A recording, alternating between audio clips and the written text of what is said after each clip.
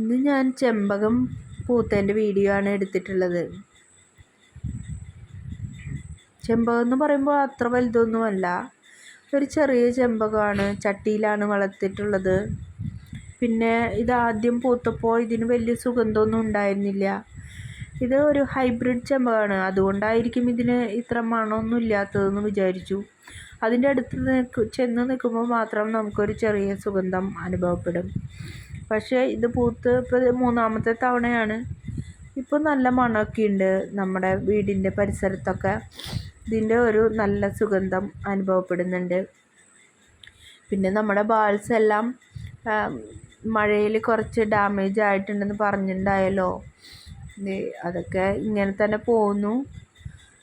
പല കളറിലുണ്ട് എങ്കിൽ കൂടിയിട്ട് മൊത്തത്തിൽ ഒരു ദോഷ സമയമാണ് ബാൽസത്തിന്. പിന്നെ ഇതിൻ്റെ കീടങ്ങളെ കണ്ടു കഴിഞ്ഞാൽ അപ്പം തന്നെ നശിപ്പിക്കുന്നതാണ് നല്ലത്. ഇതേത് കണ്ടോ, ചെമ്പകത്തിൻ്റെ ഇലയിലിരിക്കുന്ന ഒന്ന്. ഇതിനെ ഞാൻ ഈ വീഡിയോയ്ക്ക് ശേഷം അതിനെ കൊന്നുകളഞ്ഞിട്ടുണ്ടായിരുന്നു. പിന്നെ നമ്മുടെ ഈ ഓർക്കിഡ് ഈ ജാതിമ സെറ്റായിട്ടുണ്ട്. അതുപോലെ തന്നെ പിന്നെ റോസുകളെല്ലാം ഞാൻ മുന്നു വെച്ചിരിക്കുന്ന ഇടത്തു നിന്നെല്ലാം മാറ്റി. അതുകൊണ്ടാണെന്ന് തോന്നുന്നു റോസിനെ ആക്രമിക്കുന്ന ഒരു ടൈപ്പ് വണ്ടുകൾ, ഒരു ടൈപ്പ് ഇൻസെക്ട്സ് ഉണ്ട്. അതിപ്പോൾ വരാറില്ല ഇവിടേക്ക്. അവറ്റങ്ങൾക്ക് കണ്ടെത്തിയിട്ടില്ല എന്ന് തോന്നുന്നു. അതോ മഴയിൽ ഇതെല്ലാം ചത്തുപോയാവോ.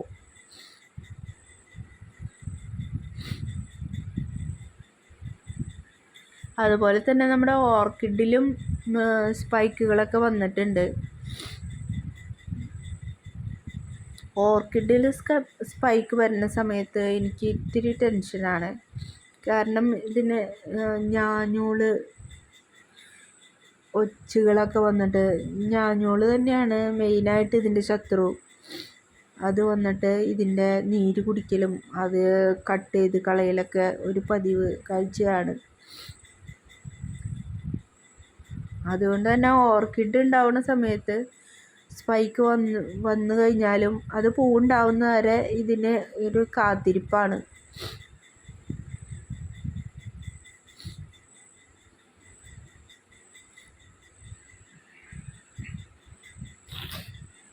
മഴയ്ക്ക് ശേഷം ചെടികളുടെ അവസ്ഥയൊക്കെ ഏതാണ്ട് ഇങ്ങനെ തന്നെയാണ്.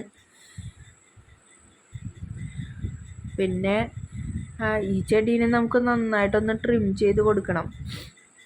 അത് മഴയായ കാരണം വലിയ കുഴപ്പമില്ല, ഉണങ്ങാതെ അങ്ങനെ നിന്നോളും.